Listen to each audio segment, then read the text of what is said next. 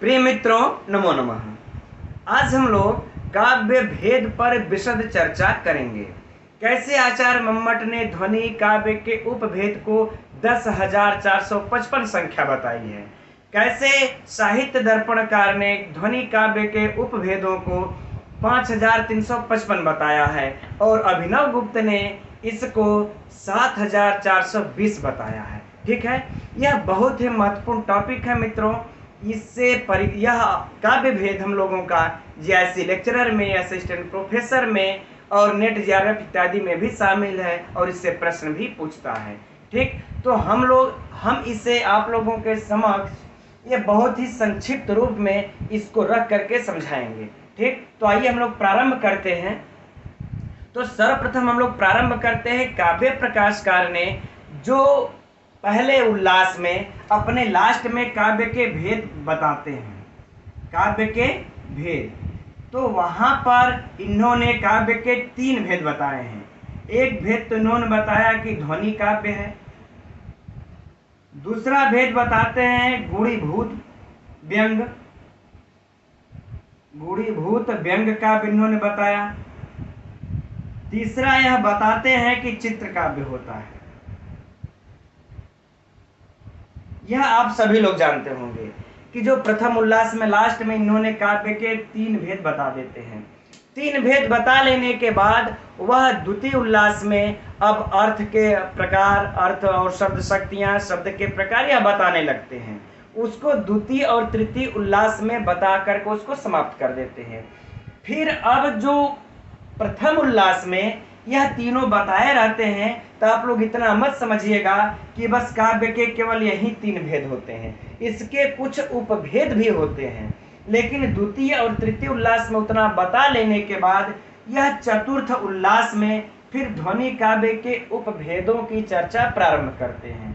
5वें उल्लास में गुणीभूत व्यंग के उपभेदों की चर्चा विशद व्याख्या करते हैं और फिर 6वें उल्लास में चित्र काव्य के भेदों उपभेदों की चर्चा करते हैं। यह आगे उल्लासों में अब चर्चा करते हैं। उसके बाद 7वें में काव्य के दोषों की चर्चा किए हैं, 8वें में काव्य के गुण की, 9वें उल्लास में शब्दालंकार की और 10वें उल्लास में अर्थालंकार की। इस प्रकार से करके वह अपने ग्रंथ को समाप्त करते हैं। तो हम लोग अब काव्य के जो 3 भेद होते हैं तो सभी जानते हैं, लेकिन परीक्षा में इससे भी प्रश्न पूछा है मित्रों, ध्वनि काव्य से भी। तो जो ध्वनि काव्य के उपभेद हैं, जो चौथे उल्लास में प्रारंभ करते हैं, इसको आज हम लोग प्रारंभ करके समझते हैं। उसके बाद अभी तो हम लोग इसको देखेंगे, उसके बाद जब इन दोनों की बातें आएंगी तब देखा जाएगा। अभी इसके बाद रस स्वरूप इत्यादि भी सिलेबस में शामिल है, तो उसको भी देखना है। ठीक, तो इन दोनों को बाद में, पहले ध्वनि काव्य जो चतुर्थ उल्लास में प्रारंभ करते हैं इसको देख लेते हैं।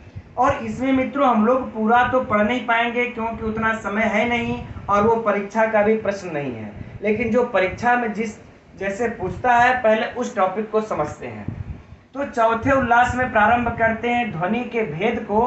तो ध्वनि काव्य के भेद को सर्वप्रथम वो 2 भेद कर देते हैं, एक अविवक्षित वाच्य ध्वनि, दूसरा अविवक्षित वाच्य ध्वनि। इस अविवक्षित वाच्य ध्वनि को ही लक्षणा मूल ध्वनि भी कहते हैं और विवक्षित वाच्य को अभिधा मूल ध्वनि कहते हैं, है ना। इसलिए इसको विवक्षित वाच्य ध्वनि कहते हैं क्योंकि इसमें वाच्य जो है वह विवक्षित नहीं होता है, इसलिए इसको हम अविवक्षित वाच्य ध्वनि कहते हैं और लक्षणा मूल ध्वनि कहते हैं। इसमें वाच्य विवक्षित होता है, इसलिए इसको हम विवक्षित वाच्य ध्वनि कहते हैं और अभिधा मूल ध्वनि भी कहते हैं। आगे बातें समझ में। अब हम लोग अब उसके बाद काव्य प्रकाशकार क्या करते हैं कि इसके 2 भेद करते हैं, इसके 2 भेद कर देते हैं। अविवक्षित वाच्य ध्वनि अर्थात लक्षणा मूल ध्वनि के 2 भेद करते हैं। 2 भेद करते हुए एक अर्थांतर न्यास संक्रमित वाच्य करते हैं, एक अर्थांतर संक्रमित वाच्य करते हैं, दूसरा अत्यंत तिरस्कृत वाच्य कर देते हैं। यह 2 भेद हो गए। जिसमें वाच्य अत्यंत तिरस्कृत हो जाता है उसको हम अत्यंत तिरस्कृत वाच्य कहते हैं। अब मित्रों सबका तो बताने भर का उतना समय नहीं है, ना ही अभी आप लोग उसको पढ़ पाएंगे, इसलिए इन सबों की उदाहरण सहित जो अर्थ देखेंगे आगे फिर कभी देखेंगे, वीडियो हम इसका बनाएंगे। ठीक है, अब हम लोग विवक्षित वाच्य में चलते हैं। इस विवक्षित वाच्य में भी यह दो भेद कर लेते हैं, एक असंलक्ष्य क्रम व्यंग, दूसरा संलक्ष्य क्रम व्यंग। ठीक, अब इसी यह दोनों मित्रों महत्वपूर्ण है। यह खास तौर से ये वाला जो भेद है ध्वनि काव्य का विशेष महत्वपूर्ण है। यह महत्वपूर्ण क्यों है? क्योंकि इसको हम रसादि ध्वनि भी कहते हैं। यह रसादि ध्वनि पर आश्रित होता है, इसको हम रसादि ध्वनि भी कहते हैं, है ना।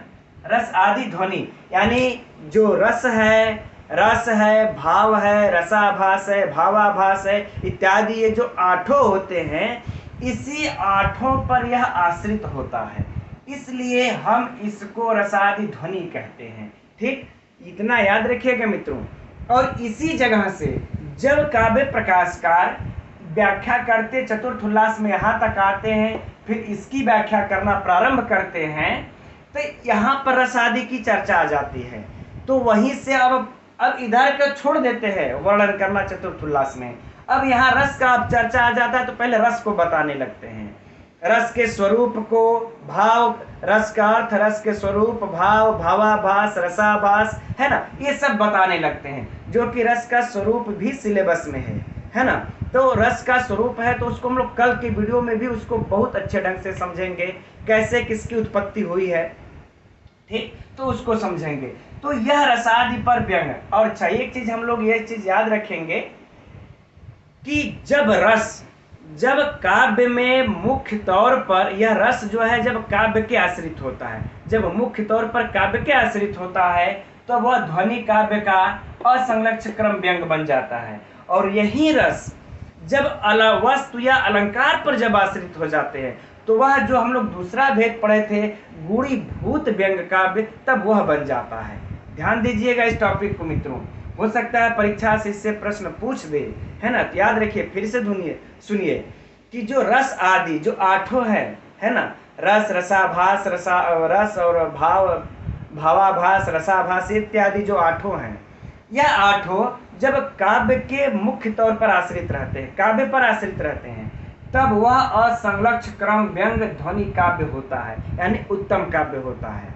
और जब यही रस जब इस काव्य पर आश्रित न हो करके जब वस्तु या अलंकार पर आश्रित होते हैं, तो वह आपका गुणीभूत व्यंग काव्य, यानी जो ध्वनि काव्य के बाद जो दूसरा काव्य है गुणीभूत व्यंग काव्य, वह बन जाता है। ठीक, तो यहाँ परीक्षा का प्रश्न है मित्रों यहाँ पर कि असंलक्ष्य क्रम व्यंग किस पर आश्रित होता है, या ऐसे प्रश्न पूछ दे रस आदि यह किस पे आश्रित होते हैं ना, रस आदि ध्वनि किस काव्य को कहते हैं, इसमें से आपको 4 ऑप्शन में दे दे। फिर से प्रश्न सुनिएगा, रस आदि ध्वनि कैसे काव्य को कहते हैं? ऑप्शन नंबर 1 अर्थांतर, संक्रमित वाच्य, अत्यंत तिरस्कृत, ये और ये दे दे चारों। तो किसको कहते हैं? असंलक्ष्य क्रम व्यंग को कहते हैं। याद रखिएगा यह इतना हमको। ठीक, अब इसके बाद अब जब यह रसों का वर्णन काव्य प्रकाशकार चतुर्थ उल्लास में कर लेते हैं सब, तब आगे बढ़ करके तब बताते हैं संलक्ष्य क्रम व्यंग के बारे में। और इसके फिर 3 भेद कर देते हैं, शब्द शक्तियुत, अर्थ शक्तियुत और उभय शक्तियुत। यह 3 भेद करते हैं। और फिर इसमें से जो शब्द शक्तियुत है इसके भी 2 भेद कर देते हैं, वस्तु ध्वनि और अलंकार ध्वनि। ठीक, अब हम इनको गणना कर लेते हैं, ठीक है ना।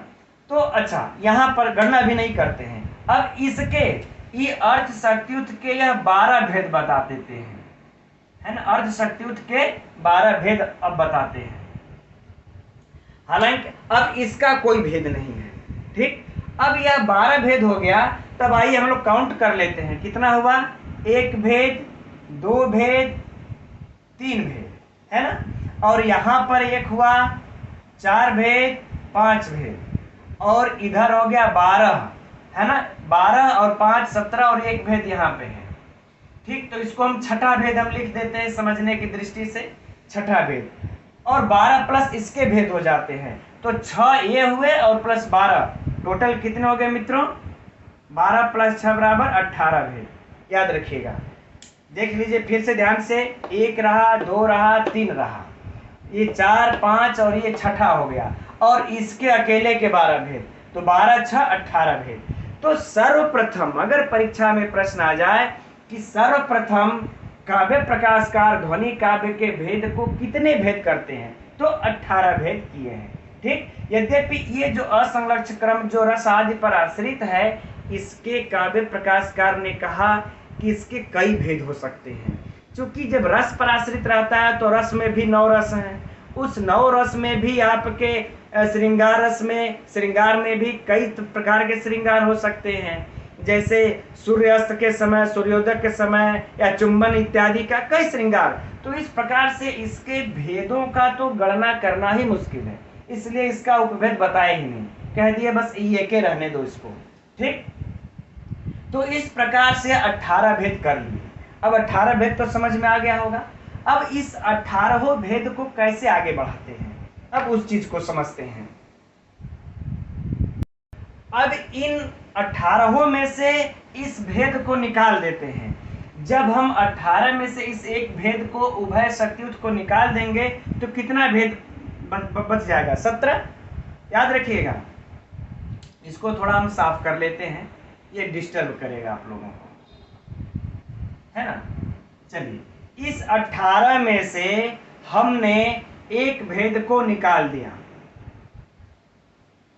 ठीक, कितना बच गया? 17 भेद। एक हमने किस भेद को निकाला? इस उभय शक्तियुत को निकाल दिया है, ठीक है ना, 17 बच गया।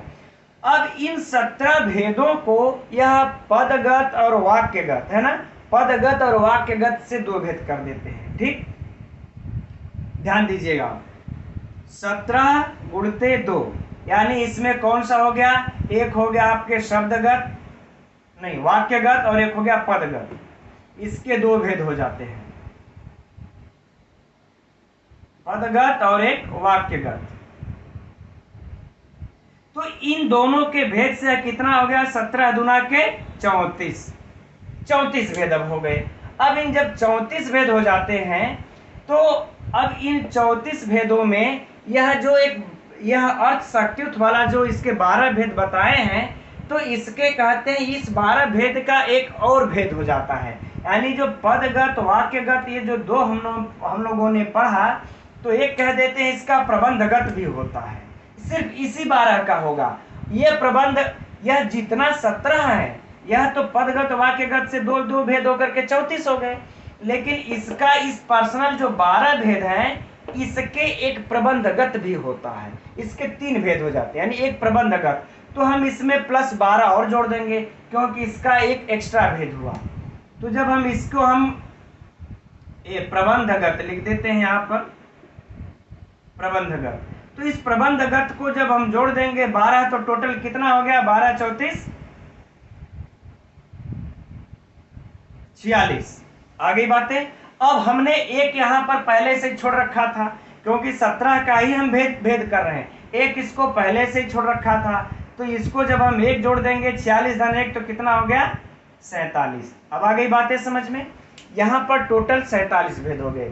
फिर से बात को समझिएगा, इस एक उभय शक्तियुत को छोड़ करके इन 17 के पहले पदगत वाक्यगत के भेद से 17 भेद किए, है ना। इन 17 का पदगत और वाक्यगत भेद से 17 दूना के 34 कर लेते हैं। इन 34 भेदों के बाद इस 12 का एक एक्स्ट्रा भेद हो जाता है, प्रबंधगत। यह एक्स्ट्रा भेद हो जाता है प्रबंधगत। तो हम 34 में 12 जोड़ देते हैं, कितना हो गया? 46। अब 46 के बाद जो एक पहले से ही छोड़ रखा था, उसको जोड़ दिया, हो गया 47। अब इन 47 के बाद ये जो असंलग्न क्रम है, इसके 4 भेद हो जाते हैं। इस 17 के बाद भी इसके 4 भेद हो जाते हैं। जब इसके जो 4 भेद होते हैं, एक पदांश होता है, एक वर्ण होता है, एक रचनागत होता है, एक जो है कि ये प्रबंधगत होता है। अब हम क्या उन चारों को लिखे? बस यही है चारों, है ना। एक पदांशगत, एक वर्णगत, एक रचनागत और एक प्रबंधगत। इसके 4 भेद अलग से हो जाते हैं एक्स्ट्रा। तो जब हम 47 में 4 जोड़ देंगे तो कितना हो जाएगा? बराबर 51। इस 51 को मित्रों याद कर लीजिएगा। यही परीक्षा में आप लोगों के पूछा है कि काव्य प्रकाश के अनुसार ध्वनि काव्य के कितने भेद होते हैं? तो 51 भेद होते हैं। इसे हम लोगों को याद रख लेना है। ठीक, बड़े में लिख देता हूं आप लोगों को, एकदम बिल्कुल इसको याद रखिएगा। अब 51 भेद यहाँ पर पूरे हो गए। अब इस 51 भेद को अब कैसे देखिए अब आगे ले चलते हैं ये। लेकिन उससे पहले मित्रों जो परीक्षा में जो प्रश्न पूछा है कि आचार्य मम्मट के अनुसार यह जो शुद्ध ध्वनि काव्य के भेद हैं, अगर आज आप लोगों को शुद्ध काव्य ध्वनि के भेद आचार्य मम्मट ने कितने माना है तो 51 माना है, साहित्य दर्पणकार ने भी 51 माना है, लेकिन जो अभिनव गुप्त उन्होंने 35 माना है। उसके लिए अच्छा फिर हम एक चार्ट पर हम समझा देंगे। फिलहाल अब यह देखते हैं कि कैसे 51 भेद से 10,455 भेद जाता है। ठीक, आइए अब इसको मिटा करके हम लोग देखते हैं।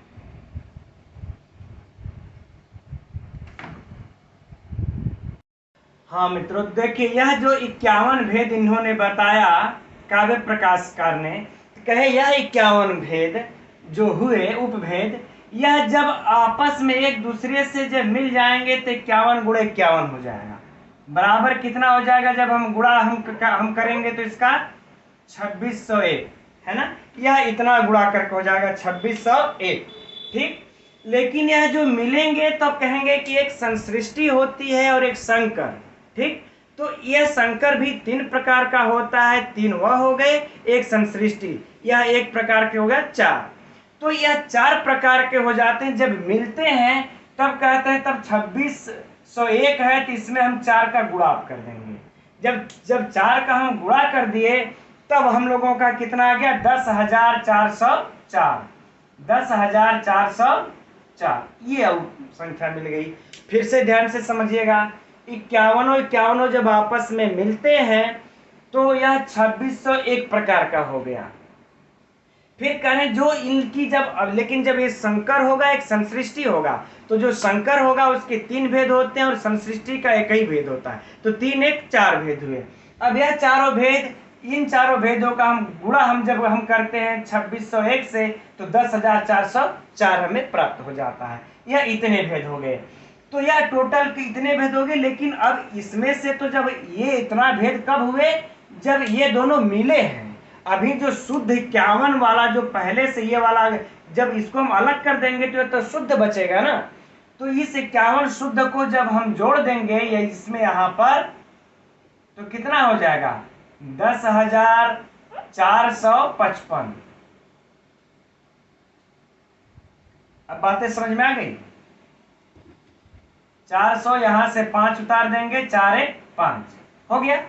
फिर से समझिएगा, यह तो मिल करके संकर और संसृष्टि से 10,404 हुए, लेकिन जो यह 51 है यह तो अकेले जब रहेगा तो शुद्ध रूप में रहेगा।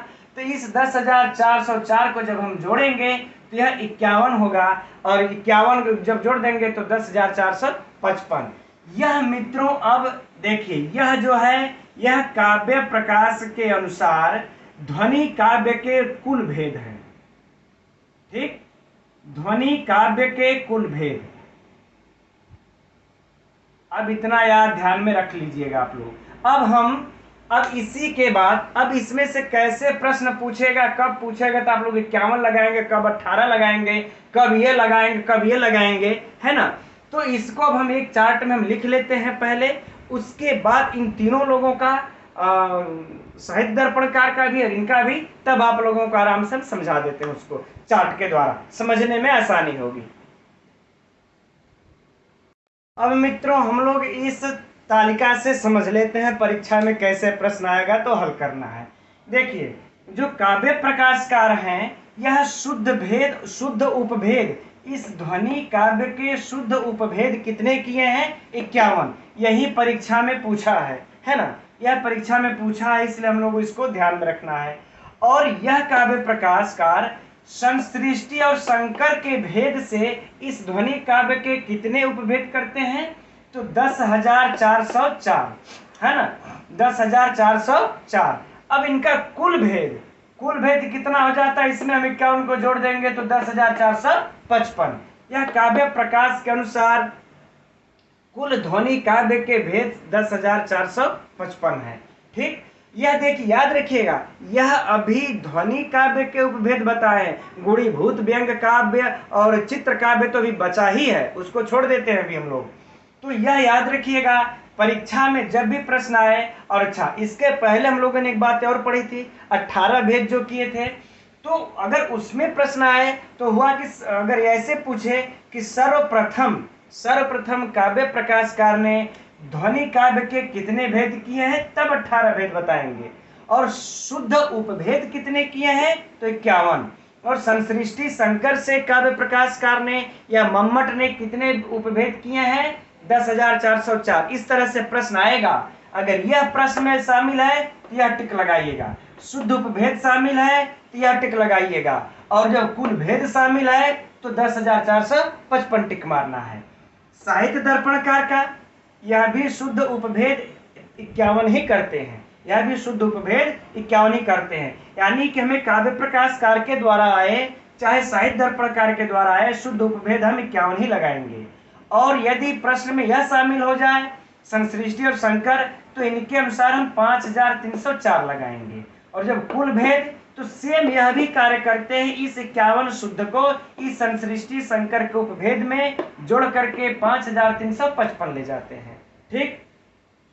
अब अगर हमें यह प्रश्न में आ जाए कि ध्वन्यालोक लोचन जो अभिनव गुप्त हैं, उनके द्वारा शुद्ध उपभेद कितने हैं, यद्यपि हमारे जो वो शामिल है सिलेबस में यही दोनों हैं, इनके अनुसार यह हमें काव्य भेद नहीं पढ़ना है, सिलेबस में ही दोनों शामिल है तो इनका याद रखेंगे ही रखेंगे। लेकिन जब चर्चा आ गई तो इसको भी जान लेते हैं कि इनका शुद्ध उपभेद 35 है और संसृष्टि शंकर के भेद से 7,420 है, और कुल भेद इनका यही मान लिया जाता है, इसके बाद ये अलग से जोड़े नहीं है। तो मित्रों, यह हम लोगों का रहा आज काव्य भेद पर इतने भेदों की चर्चा। ठीक। अब हम लोग आगे कल की वीडियो में अब रस के स्वरूप को पढ़ेंगे, रस स्वरूप पर विशद चर्चा कल हम लोग अब करते हैं। तब तक के लिए मित्रों, नमो नमः।